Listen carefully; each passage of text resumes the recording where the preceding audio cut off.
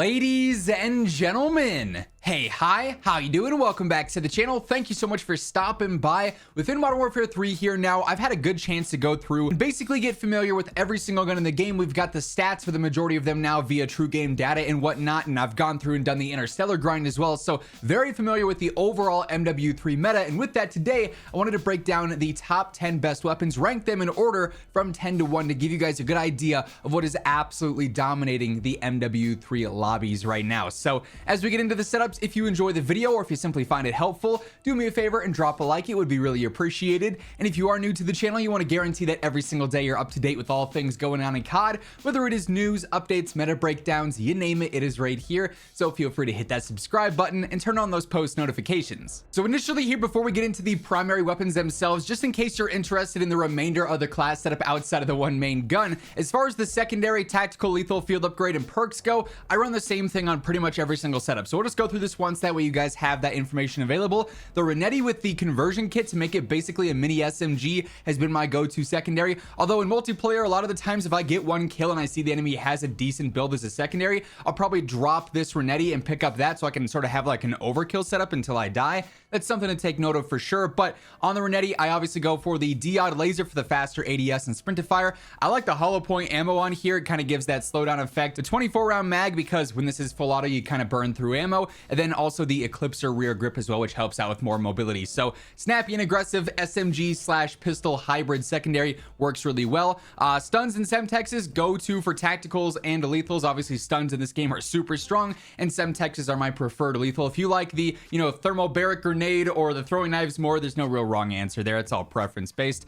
Field upgrade's always going to be the munitions box for me, just so I can keep those streaks alive longer, get that easy ammo refill. For the gloves, I'm kind of back and forth on assault, which gives you that better jumping accuracy and ADS time, or the marksman, which give you the reduced sway and flinch. Kind of depends on what guns I'm using. If I'm using snipers, marksmans are probably going to be more ideal, but for my more aggressive playstyle, assault's working really well. Also, commando is pretty good as well, so any of those three are going to work great. Boots, it's a clear and obvious choice for me personally. Tac pads, this makes it so that you can ADS and slide at the same time. I feel like this makes my slide cancels way smoother. I don't get hit with the tac stance midway through, so that's super convenient. Obviously, though, some players are going to like covert sneakers so they can have dead silence. Both of those would be my top two choices for that, though. And then lastly, for gear, bone conduction headset. Hearing that enemy footstep audio a little bit clearer is definitely pretty clutch. But then getting into the actual weapons themselves, at number 10, I've got the Striker. This actually got a pretty nice buff here with the latest meta update, and before it was very mediocre. Now, though, it's actually super competitive, especially in its first damage range here. So this is going to be a fantastic run and gun SMG. This setup is largely mobility based because it's a super easy gun to use. I do go for control in the form of the flash hider. This is going to help out a decent amount with control and only hurt my ADS speed by just under 10%, which, given a 13% increase to recoil control, is a really good trade-off if you compare the other compensators that are available there. I've got the hand stop on here for better movement speed, but also better vertical control, so that's super convenient. It hurts the horizontal a little bit, but we've already gained that back with the compensator on there, so that's not a big deal there. 7mm laser I run on all my subs for the better ADS and sprintifire time. The Lockman MK2 light stock for the better movement speed overall. Then lastly, I go for the Sakin ZX grip. It only hurts your idle sway, which is irrelevant for SMGs, and it helps out with that control a decent amount. So very easy setup to use, very snappy and aggressive weapon. Definitely feeling great post update. Now at number 9, I've got the Rival 9, another fantastic SMG. This one is one of the more versatile and sort of the go-to sub for a lot of people right now. Its close range TCK is great, but also over the mid range that actually extends out a little bit. And for the SMGs in specific, it's definitely a standout in those areas. Also wildly aggressive. The ADS here is crazy fast. I love that feel of it. Again, I've got the flash hider here. I've got the hand stop on here as well. Same deal as before. And the 7mm laser. So all three of those attachments will be the same between the Striker and the Rival here.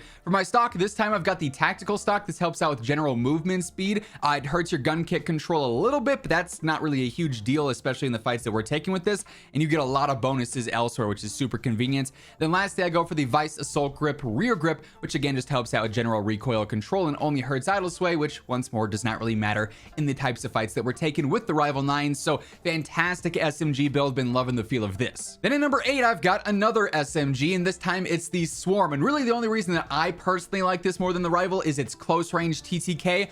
primarily where you're using these guns, right? The Swarm absolutely melts in its first damage range and is pretty decent into its mid range as well. So this thing flies and it for rise. Setup here is a tad bit different because of how this gun behaves, so I do go for the pendulum compensator here. This helps out mainly with vertical but also some horizontal. Getting the nice balance across all the control here is solid, especially for a weapon like this, which has a bit more noticeable recoil than our previous two. Still running the hand stop on here, however in this case it's the XRK one. This doesn't hurt your horizontal control or your vertical control at all, so that's super nice, just helping out with movement speed there exclusively.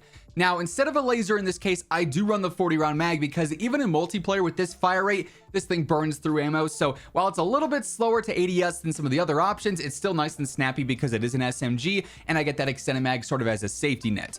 I've got the Marauder rear grip for better control here. Again, the idle sway con doesn't really matter all that much. Then lastly, the factory stock for better strafe speed and movement speed. It's only hurting firing aim stability, which is not a huge con once more in these types of situations. So while the category's sort of been underwhelming, it's still really solid right now in a few areas. These three specifically stand out to me and hence why they're in the top 10. Then we get into some of the more versatile weapons in the game, starting with the MCW here at number 7, the ACR. This thing's got a very competitive TTK within the rifle category and just the game in general. Super easy to use, like insanely low recoil. Love the feel of this thing. The ACR is one of my all-time favorite guns in COD, so it's nice that we got something similar here. So for this setup, I'm going for the Cassis brake compensator. This helps out with horizontal control only and makes it so that this pattern is super predictable and it's so easy to consistently stay on target because of that. The choke angle grip will help out with movement speed, and again, horizontal control, it only hurts vertical and it's not a huge nerf there, so this doesn't really make the weapon all that more difficult to use and it still keeps it nice and snappy and aggressive. I go for the second line Mammoth heavy barrel, better range, better velocity here. It's about 16% increase to the ranges there, which is pretty solid. Also helps out with the movement speed a little bit too, which is pretty convenient. I like the reflector sight. You guys have heard me rant and rave about this already. It's the ELO sight, but for optics, if there's something that you prefer here that you're super comfortable with, always go for that. Then lastly, I've got the A90 stock. It's going to help out with movement speed, strafe speed, and sprint speed. And we already get control elsewhere. We already get the stabilization elsewhere. So this is still going to be a versatile rifle, but also going to be a laser beam at the same time. Now at number 6, I've actually got the FR Avancer. Yes, there are some MW2 guns in this list, and this is one that in particular definitely holds its own in the mid-range especially, but even over some longer ranges here in MW3 multiplayer. The TTK on the FR Avancer is extremely competitive right now, so certainly falls within the top 10 in my opinion. Here we are kind of trying to balance speed and mobility alongside control, especially horizontal, because there's a decent amount here. So that's why I start off with the Cassis brake, yet again attacking that horizontal recoil control. I also go for the Bruin heavy support underbarrel. This helps out once more with horizontal recoil. It hurts the vertical only by about 4%, and that's not really a huge deal because that's obviously much easier to control than horizontal. I've got the 435 barrel on here, just like we would run back in Warzone or MW2 multiplayer. Great for control, great for velocity in general, going to make it a bit more versatile while keeping it easy to use. Olay laser for that snappier ADS and sprint to fire. Then I go for the ion rear grip, just straight up better control here. I like the iron, so I don't need to waste an attachment on an optic in this case, and honestly pretty surprised at how well this competes in MW3 MP. Hey everyone, Gamer Advantage is currently doing a massive holiday sale this week all the way through the 27th, in which everything on the site is going to be 25% off. However, if you use code IMMORTAL at checkout, you actually get an extra 10% discount on top of that. Some select items will even have larger discounts on certain days. So if you're looking to grab a pair of frames, there literally has never been a better time than now. Check out the link down in the description below if you're interested. Now at number 5, I've got the Chimera, another MW2 gun. This one in particular really stands out from MW2 for me. It's close range, mid range, and even long range TTK, if you're in those situations, is incredibly competitive. And this thing really in MW2 MP was one of my favorite rifles. Same thing stands true here in MW3. It feels really good in this game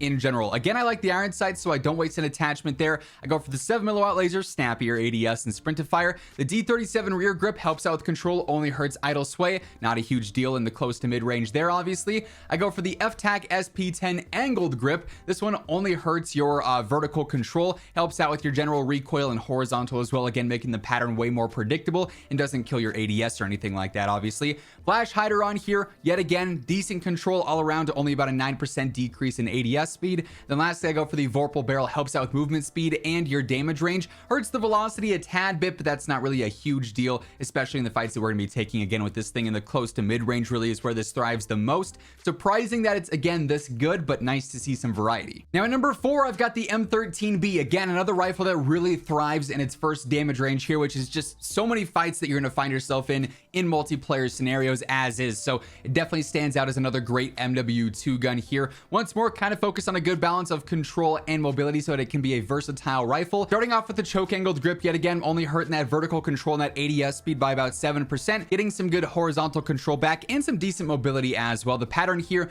is really easy. This is a relatively low recoil gun to begin with. 7mm laser, same deal as before. I don't love the irons on the M13, which is a bit unfortunate. I'd love to throw on, you know, a barrel or a compensator here, but I do go for the slate reflector. You could use the basic ELO sight as well, any other optic that you prefer more as always. D37 rear grip here, yet again only hurting that stability, so not a huge deal. And then also I go for the R90 factory stock. This helps out with control, sprint speed, strafe speed as well. So a lot of solid pros here, getting some good control, some good mobility back out of this, and it's only hurting your ADS speed by about 2%, which is not really a huge deal. So M13 definitely a major standout as well from MW2. But then we get back to some of the MW3 guns to round things out, and at number 3 I've got the MTZ556. This thing is solid. I mean, in theory, on paper, its TTK is best in class right now post update for the long range. The thing is though, and the only reason I don't have this higher is because its damage per mag combined with its somewhat shaky recoil, because the fire rate is so fast, does limit it some. It's a little bit of a higher skill gap weapon, still a lot easier to use than most MW2 guns, but there is that factor in there that players will have to take note of as they start using it. But initially here, again, I'm going for the choke angled grip, no changes there. Flash hider on here as well. Keep in mind this build in particular, while currently invisible on the screen for whatever reason, there we go. While this build is mainly meant for mid to long range, you could build this out in a lot of other ways. You could go all in on mobility and be mad aggressive at the same time too, but flash hider here, again, decent control, not really a huge ADS con. I go for the drifter heavy long barrel. Now obviously if you're going for an aggressive setup, you wouldn't be using this, but I love the feel of this. Makes it easier to use and extends that damage range, which is already very impressive. Ole laser, so you'd still have a decent ADS speed, and again the slate reflector, ELO sight, whatever you want to run for your optic, go for it there. Then at number 2 I've got the Holger 556, and this probably would have been number 1 had it not been for the nerf recently that made a pretty drastic impact on its long range TTK. That said, if we were only considering the guns in their first 40 meters, which I'll be honest is a ton of fights in multiplayer, this is still the go-to. Its first damage range is incredibly long and its TTK is phenomenal in that first damage range. So if you're playing the least bit aggressive with this, you're gonna be good. It's going to fry. It's also ridiculously easy to use, like next to no recoil. This thing is fantastic still. Again, we've got the choke angled grip on here, Ole laser as well, the reflector sight in this case, or the ELO sight. I go for the factory stock. This helps out with sprint to fire, but also control as well, so you're getting some mobility and some recoil at the same time. I love the feel of that. And then I go for the more than 20 rear grip. It hurts your strafe speed a decent amount, however you are getting some good control back out of this. You could also switch this out with a compensator if you wanted to, a barrel to either speed things up or slow things down, totally up to you on the rear grip there, but overall the Holger is feeling great. And then lastly, at number 1 I've got the Bass B. This thing is a powerhouse. It's got a little bit of recoil that you have to get used to, but it doesn't take long to master, and when you do, this thing absolutely shreds everyone at all ranges. It's versatile for a battle rifle. It hits heavy. It's checking all the right boxes basically, right? So here I'm going for the leveler 55 compensator. This helps out mainly with horizontal, but also a good bit of vertical and general gun kick. It is a slightly slower compensator than like a leveler or something, but you're getting more out of it, and there is more recoil here, so obviously that's important.